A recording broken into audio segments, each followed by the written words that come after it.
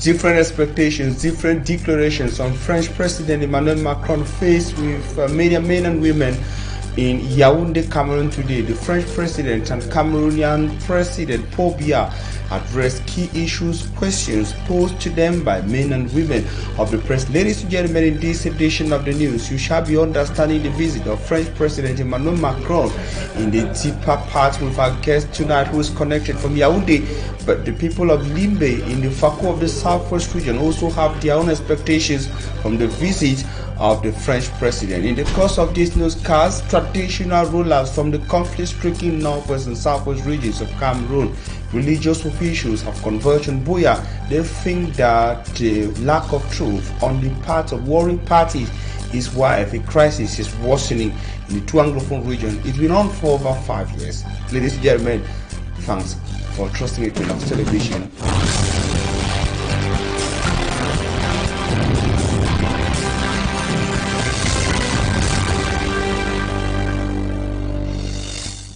French President Emmanuel Macron arrived to Cameroon yesterday at about 11 p.m., spent the night in Yaoundé, Cameroon, and today he had key activities, among which was a press conference. Faced with men and women of the press, the French President answered pertinent questions, but some Cameroonians think that they expected more from the man from the Élysée. Standing closer to Emmanuel Macron was the head of state, His Excellency President Paul Biya, who was also questioned by men and women of the press. Key activities and highlights of his visit yesterday and today captured by Equinoxe in the following report. It was at about 10:40 p.m. Monday, July 25th, that French President Emmanuel Macron landed at the Yaoundé-Simalène International Airport for the very first time on a special visit requested by President Paul Biya. Prime Minister Chief Dr. Joseph John Gouté, alongside the Minister of External Relations and other dignitaries, welcomed the French strongman. Amid military honors, President Emmanuel Macron was led to the presidential lounge, where he had a brief chat with the Prime Minister before departing to the Hilton Hotel in Yaoundé. On Tuesday, July 26th, President Emmanuel Macron was received by President Paul Biya at the Unity Palace, where both leaders had a tete-a-tete high-level meeting that lasted for close to 2 hours. Both presidents granted a press conference immediately after the meeting to the national and international press, also attended by state dignitaries and the French delegation. President Paul Biya, who took the lead, said President Emmanuel Macron's visit is proof of the quality and solid relations existing between France and Cameroon with mutual benefits. As many people had anticipated, President Paul Biya discussed about terrorism, economic and finance situations, agriculture, industries and infrastructural problems. The head of state also evoked security issues and energy crisis in Cameroon, the global health crisis, COVID-19, and the Russia war on Ukraine that has caused destruction and brought suffering on people worldwide. On the part of President Emmanuel Macron, he decides to visit Cameroon first because it is a strategic partner to France with exceptional cooperation ties. Apart from continuing to assist Cameroon's projects through the French Development Bank, President Emmanuel Macron said they will reinforce security cooperation with Cameroon to fight terrorism in the Lake Chad Basin and other African countries like Central African Republic and Mali with exceptional security cases. He said through regionalization and effective decentralization as well as dialogue, the crisis in Anglophone Cameroon can come to an end. He talked on France strengthening stability, economic ties, and his country investing in agriculture in Cameroon to contain the effects of high cost of living provoked by the Russia-Ukraine war. According to President Emmanuel Macron, no one has to doubt because France is ready to engage in sustainable development and in diverse domains including sports and culture. as well as mode or trained talents in Cameroon. In a nutshell, they agreed on diversification of cooperation for mutual benefit, responding to a question on French assaults on Cameroonians during the independence era. President Emmanuel Macron said a committee of historians would be created to look into the atrocities for further discussion. Responding to a security question from a journalist, he said France is more concerned on peace building by sending troops to fight terrorism in countries in need. President Paul Biya, on his part, was asked if he will seek another term in office come 2025 when the current expires, or give opportunity to a younger candidate in the CPDM. In response, he said, it is only when his current mandate expires that he will decide and get back to the journalist whether he will be running for another mandate or return to his village. Si je reste ou si je m'en vais au village. Like a dirty university student that runs to keep his house tidy upon the announced arrival of his father, Yaoundé goes demolishing houses to be cleaned for Macron. The demolition exercise, Yaoundé city dwellers say, will have a lasting, devastating effect on them. Anna Bila is the lady on the story. French President Emmanuel Macron plus his delegation are in Cameroon. Preparations ahead of his arrival left some Cameroonians in tears, especially those residents in the nation's political capital, Yaoundé. Private residents and shops have been demolished by agents of the Yaoundé City Council to open the way for the French president's arrival and stay in the country. The locals of Yaoundé, mostly those around Tongolo, are furious. Their shops have been demolished, making it hard for them to feed their families. Worse still, it is few months to back to school. These ladies decry the action of the city council agents. Tout ce qui était en bordure de route, les serments en bordure de route, là, c'est de ça que nos familles vivent. On vit avec, on envoie les enfants à l'école. Other Yaoundé city dwellers castigate the idea of cleaning the town just to welcome a visitor. Ce n'est pas à chaque fois que l'étranger doit arriver au pays qu'on va chercher à mettre de la propreté. It is imperative to clean our house every day and not only wait for a rare opportunity. Il faut mettre la propreté à tout moment. Most road stretches in Yaoundé have been arranged, potholes filled, street lights repaired, giving the town a total facelift. This, according to some Cameroonians, is just cosmetic and won't last after the French president's departure from Yaoundé.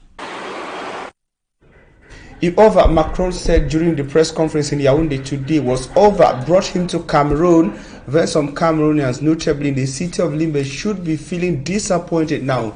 They expected that French President Emmanuel Macron, while talking to Cameroonians, present a lasting solution to the armed conflict rocking the Anglophone northwest and southwest regions of Cameroon, but also other problems raging Cameroon as far as the conflicts within the Equinoxe region of Cameroon with Boko Haram and other key issues that did not clearly feature in the press conference today in Yaoundé. Davison Mamo went talking to Limbe city dwellers in the streets of Limbe. These are the things they severed. If Macron had to address when he's coming to Cameroon, to them is important. French President Emmanuel Macron's visit to Cameroon is highly regarded by politicians as one that can bring positive change to the present socio-political and economic challenges of the country. This category of Cameroonians say they expect Macron to present a lasting solution to the Anglophone crisis, which is fast melting the state coffers. We have so many problems, the crisis problem all over Cameroon. We think he can help us to bring some ideas that can help to solve those crises. He's our colonial master, so we need him at least to give us some support from this. We're really suffering, things are hard. While this category expect Macron to step in and provide lasting solution to the crisis. We have the English speaking and the French speaking. Then the people, there was reunification. So people are changing us, minding that there was no reunification. I would like him to bring the two parties together and then the reconciliation. I think reconciliation is the most important. Others have contrary view of the Cameroon-France bilateral relationship in respect to the more than 5 years long Anglophone armed conflict. If you think France will come and say, hey, people should stop this war, I will do this. If you're supposed to do something that will prevent this war, it's supposed to do long since, long now. There is nobody who will leave his own country and come and survive, come and save you in this 21st century. So if we are still counting on France, it means we don't know where we are going. He reiterated that Cameroon is yet to fully have an auto road, despite French heavy road construction companies. We have Bolivie here, we have Satoum here, we have Razel here, but we are the worst country in Africa as concerning roads. So I don't expect, I'm not expecting Macron to come and give the life of our people that are dying every day at the highway roads. I'm not expecting anything from him. He's just coming for his own political gambling. To these Cameroonians, the solution to the numerous vices affecting Cameroon lies in the hands of Cameroonians. We are the ones losing our people. Cameroonians are dying. Both militaries and civilians and the armed. They are all Cameroonians. Cameroonians will sit down and rethink how they can solve their own problems. We should understand how we are going to live with brotherly level. Everything being equal, Cameroonians are expecting a lot of positive changes to occur after the visit of the French president. But as Limbe City dwellers think that President Macron, French president, can be the man with the solution to the armed conflict in the Anglophone Northwest and Southwest region, traditional rulers drawn from different parts of these regions, that is the Northwest and Southwest, think that the absence of truth on the part of belligerent parties is why there is no advancement or slow advancement with regards to solutions so far proposed to resolve the armed conflict running for over 5 years. The traditional rulers, rather religious leaders, came to this conclusion at the end of a strategic meeting that brought them to brainstorm on solutions to the armed conflict in Buea, chieftain of the Southwest region. Derek Jato from the Southwest Regional Chieftain is a man on the story.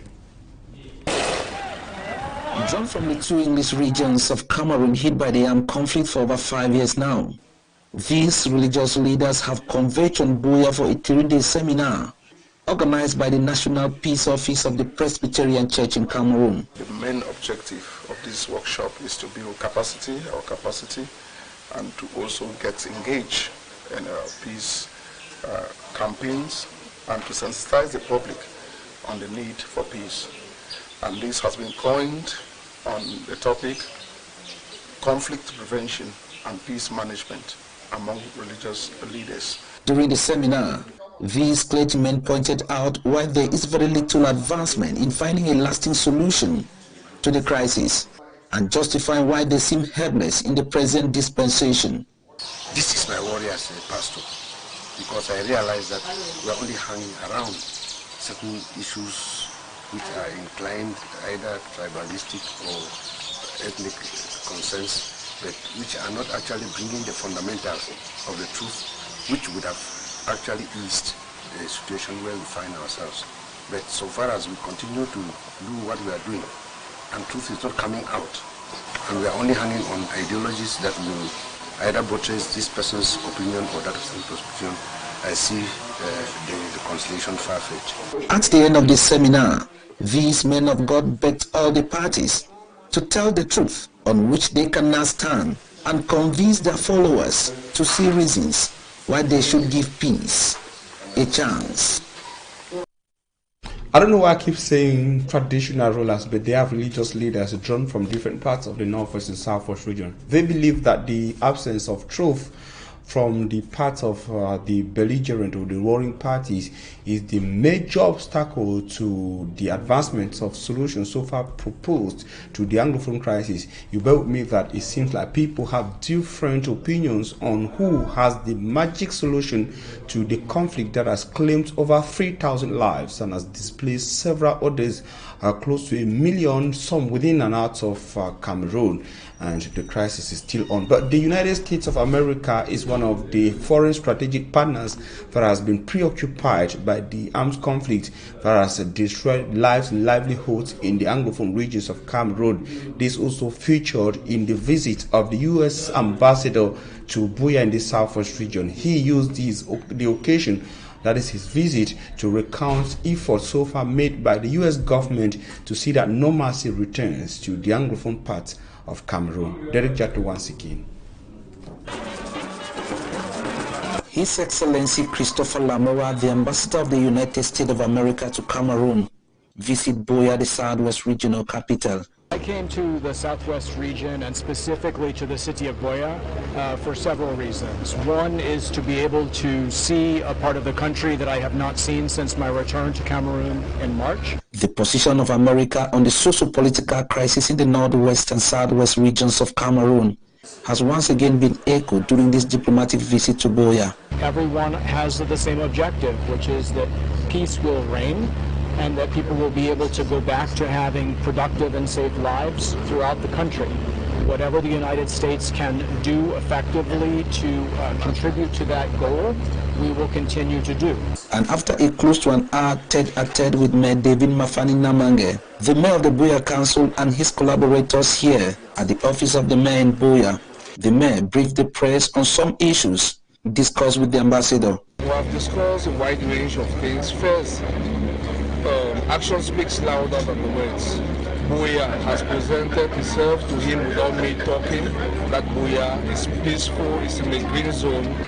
And secondly, the readiness of Buea to learn from the United States of America. We told him we want to work with them. They are an older democracy. They are a bigger capitalist nation. They are further than us in development. We want to work with them. But we want to work with them in a way that will not just be they giving us. Let it be win-win. And as Christopher Lamora, the United States of America ambassador to Cameroon, leaves Buea, the city of legendary hospitality, the people of Buea, through their mayor, wish to see the diplomat comes back again.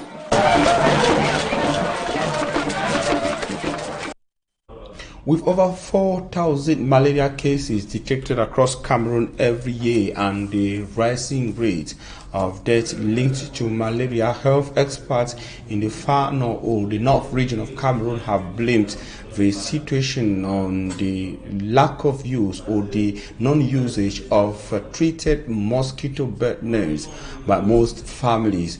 Immaculate Fogwe tells us more in the following report. The population of the North region are now at the mercy of mosquitoes following the coming of the rains. Several residents are currently battling with the upsurge of mosquitoes in their apartments.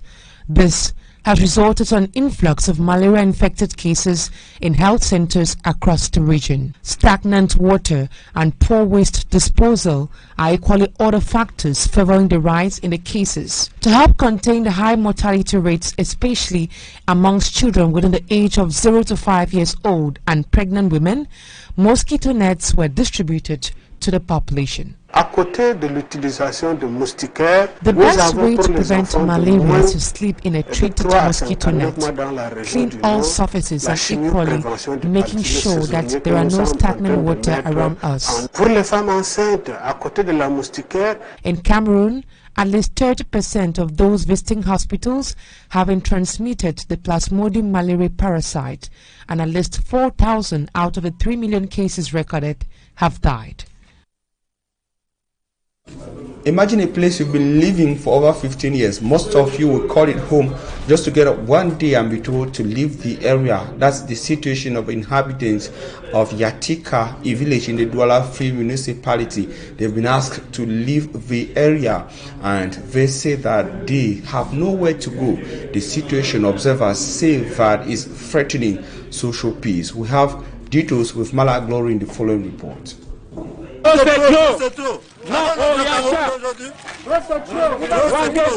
The expression on their faces shows depression, frustration and confusion. Their over 15 years of investment are about to go down the drain. They are the inhabitants of Yachika and the Douala Free Municipality who have been asked to leave their lands or rebuy the land.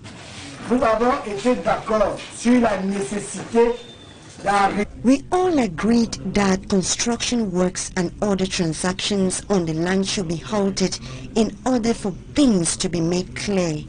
But unfortunately, some of you decided to work at night. Stopping works here was a legal decision, and anybody who goes against our orders will be responsible for the consequences that follows.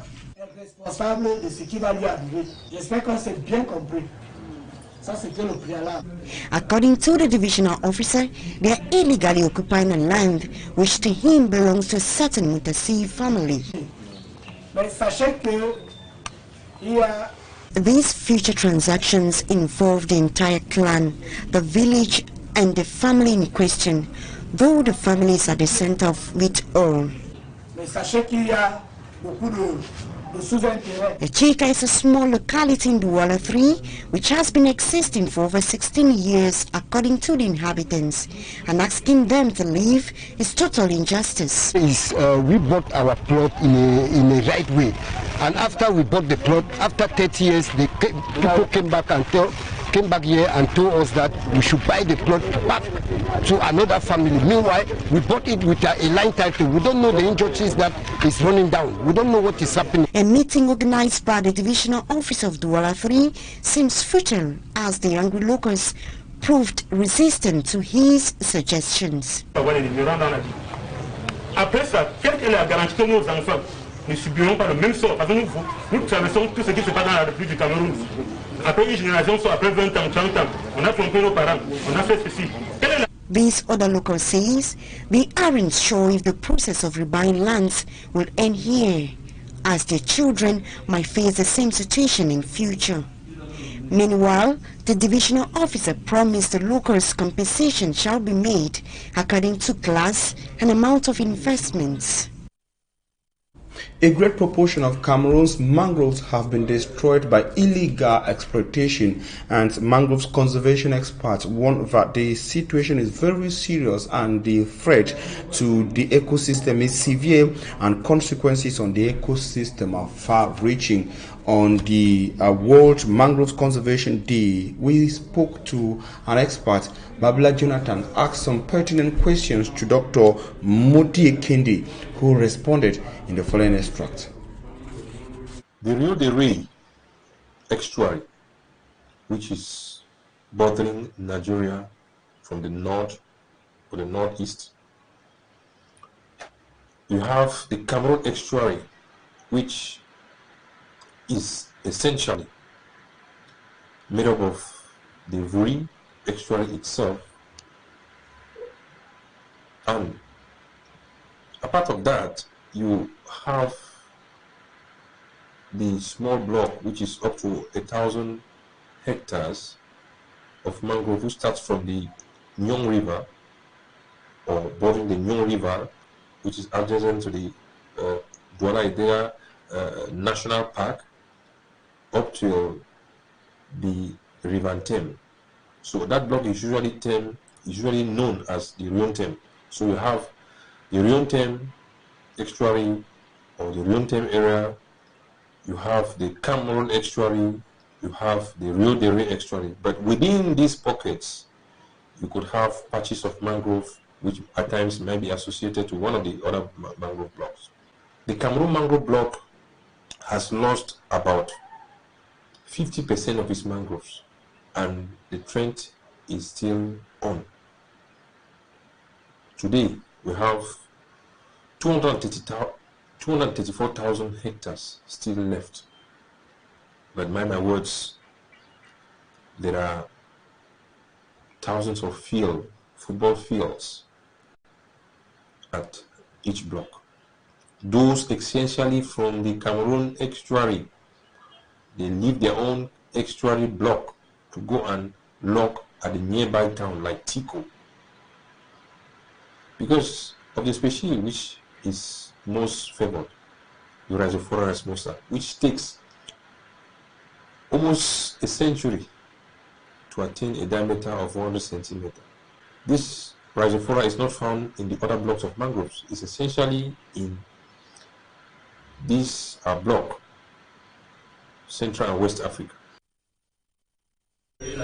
And of course, we shall be having Dr. Ikindi Modi talking to us on the importance of the Cameroon mangrove block and its important contribution to the preservation of the ecosystem and human life. We shall be coming back to that after, as subsequently on news editions on Equinoxe radio and television. Just before we take you to talking point, ladies and gentlemen, let's view on sport to talk about the hilarious welcome that was given to the African queens via the Bayanas of South Africa after their brilliant victory at the finals of the Africa Women's Nations Cup that ended in the Northern African country of Morocco. Smart Njikan Gabriel. It was a full house that welcomed the newly crowned champions of Africa.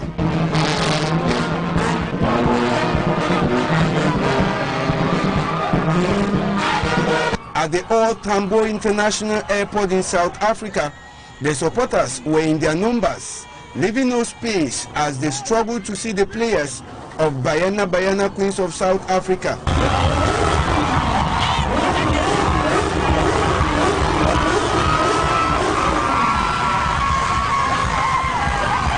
From the airport, players of the newly crowned champions of Africa moved out where they took turns in addressing their numerous supporters.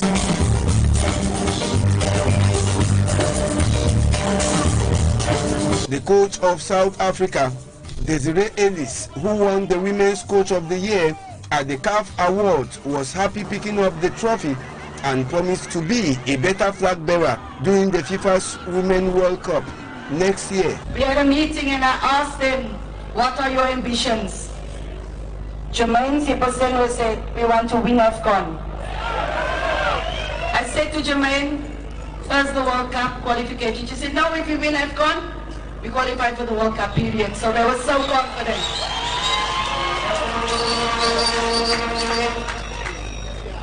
During the tournament, we faced a couple of challenges. We lost Tembi, which was a somber mood, but Tembi reminded us why we were there. She said we still have our objectives to reach. We had a couple of COVID cases, and the South African Football Association came through for us big time. Big time. It is rumored that the Bayana Queens will also be presenting the trophy to the President of South Africa, Cyril Ramaphosa. South Africa, should be recalled, defeated host Morocco 2-1 to clinch the Women's African Cup of Nations over the weekend. This was the first time for South Africa in 4 failed attempts at the finals, where they lost to Nigeria and Equatorial Guinea. Congrats to the Bayanas of South Africa. Ladies and gentlemen, we're done with the first part of news. Coming up is Talking Point. Our guest is connected all the way from Yaoundé, the political capital city of Cameroon.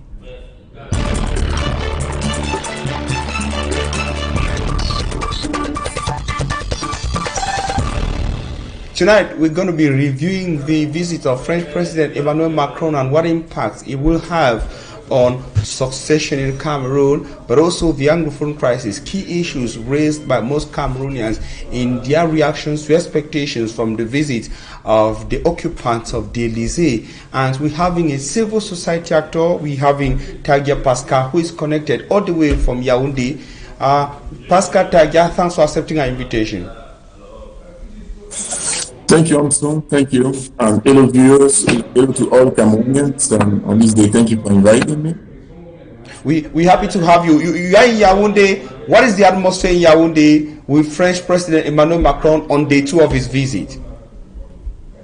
Well, I live actually on the main road leading to that entrance of the presidency where Mr. Macron had to pass, and I can tell you I've never seen it so much empty. And what even upset me most again, right from the center to that entrance, I saw shops. I wanted to take something. I wanted to eat something. On almost all the shops, I've never seen that bakery, that boulangerie closed. But they were all closed, not even like half. And you can imagine since the morning. So that's really a reality that I live myself. And I was lucky to rush quickly back. So that I don't get blocked. So that's the situation, that national situation in Yaoundé. But at the same time, I noticed inside quarters, the populations, they try to organize themselves, the places where they will not pass, people are alive there, and you can see the congregation of cars behind the quarters. You are one of the finest as far as analysts with regards to France-Africa relationship is concerned, or France-Africa relations is concerned. I want to put it that way. And we're taking you today to talk about the expectations of Cameroonians. Some of them who spoke to us even before Macron arrived Cameroon yesterday said that they're hoping that Macron has a key say on the after-Biya period in Cameroon. How possible is that? And what could possibly come from Macron in this direction? Well, definitely we need to understand Macron on this second term that is joining France is not coming to Cameroon to joke. Cameroon is a very strategic country, and if you look at it from France, mostly in the Central African region. Cameroon holds that kind of priority for France to really take it seriously. Macron is a young president, and I believe he has the possibility to change. He has the possibility even to influence, because many Cameroonians have been thinking he's coming to influence the succession with Sebia, but we saw the president here talking himself. And I think really, as the man enjoying his second term, we need to understand he's not coming to Cameroon to job. But there's one thing that that really upset me most of the time. When we talk about the authorities in Cameroon, we hear people talking in French, they will say il. In English, they will say they. It's like two Cameroonians. You have a Cameroon of authorities, and you have a Cameroon of people, of the normal people. And I think that France can exploit that, not that can, has been exploiting that kind of division. And we need to move to the position of we. That is, there is no Cameroon of ill, and there is no Cameroon of others. And once we understand that, we have moved a lot. I think what happened in April, when our Minister of Defense went to Moscow, was a big signal to Cameroonians, to all Cameroonians.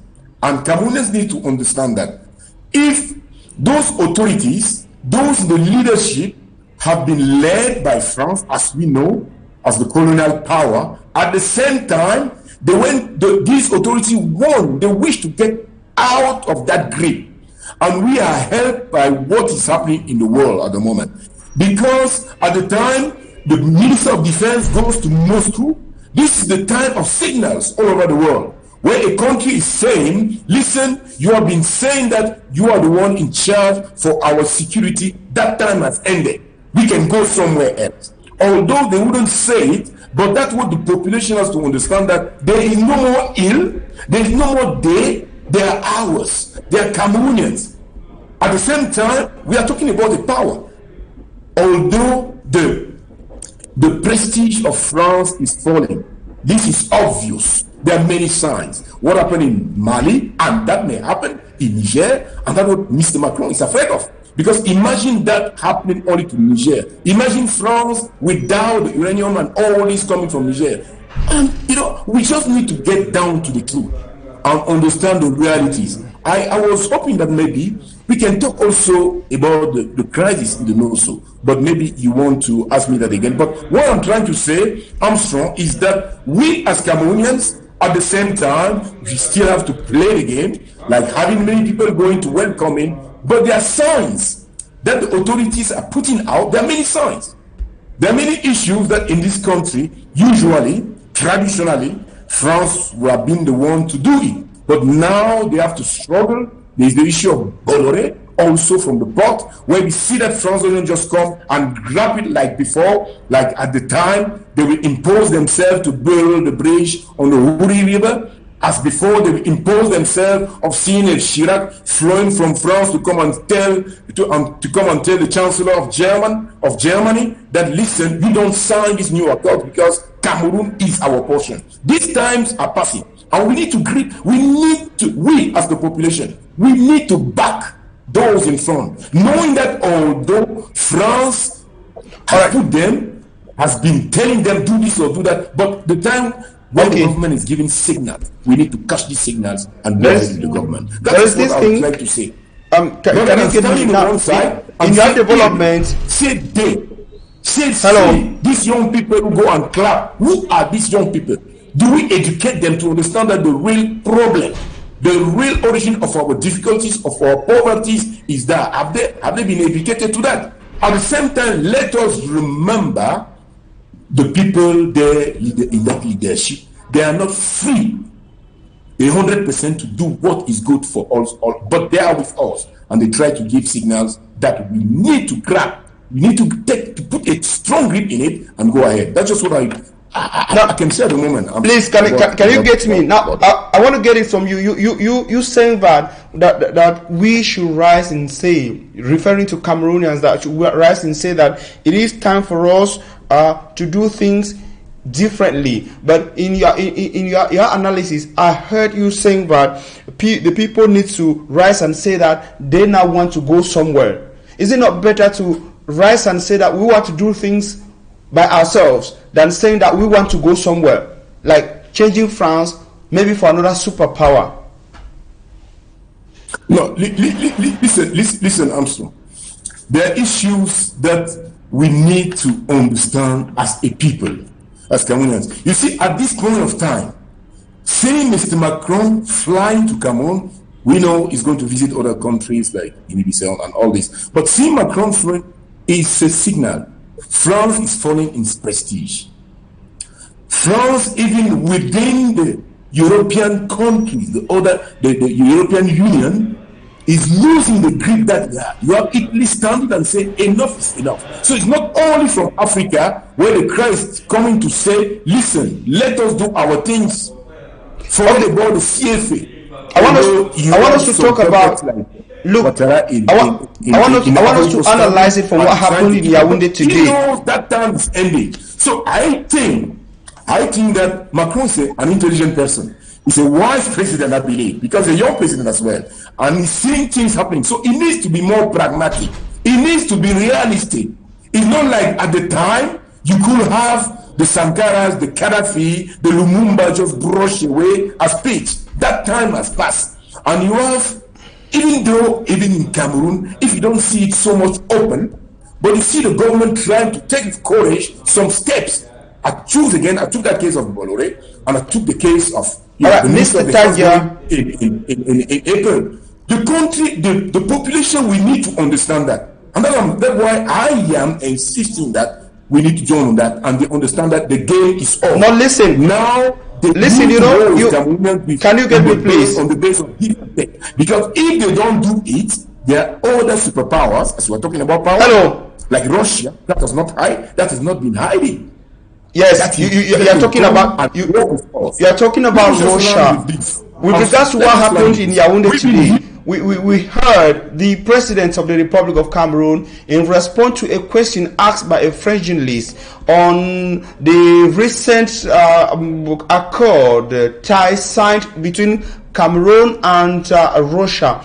The president responded by saying that it was a renewing of something that was there before, and it has nothing to do with what is happening with Russia and Ukraine, Russia and any other country in Africa. That is, in other words, saying that Cameroon, at the level of the ruling class, has no intentions to change the narrative. Things should be the way they are. According to the response that President Paul Biya gave today, he says they have not, Cameroon as a country has not gotten into something new with Russia or any other power. At least what they did was the renewal of an accord.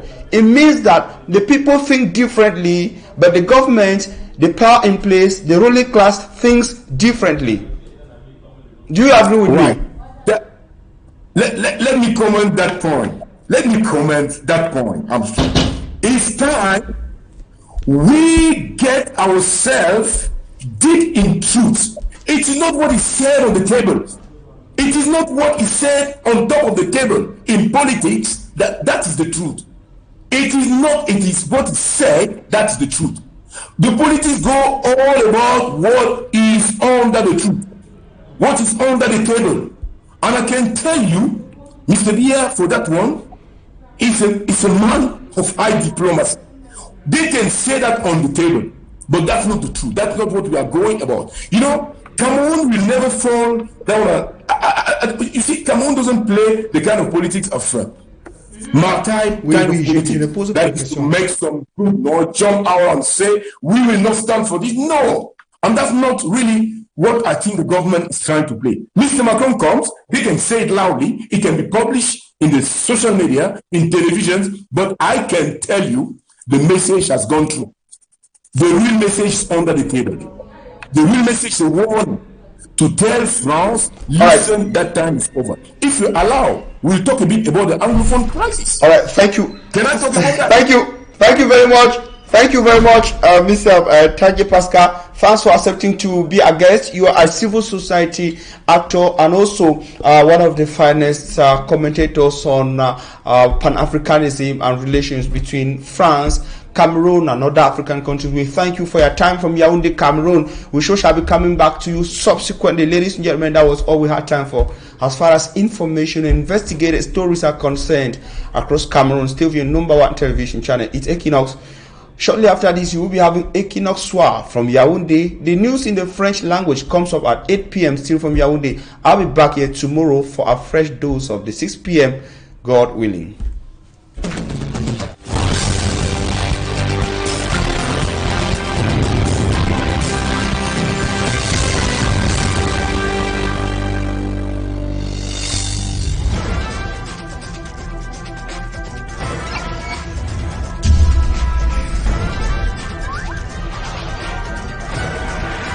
Equinoxe Télévision, au-delà de l'image, nous rendons compte. De lundi à vendredi sur Equinoxe Télévision. Voilà un jeune qui vient sur les plateaux et qui fait comprendre à d'autres jeunes comme lui sur le plateau qu'en fait, c'est nous qui sommes gelés du cerveau et que lui, il a raison de dire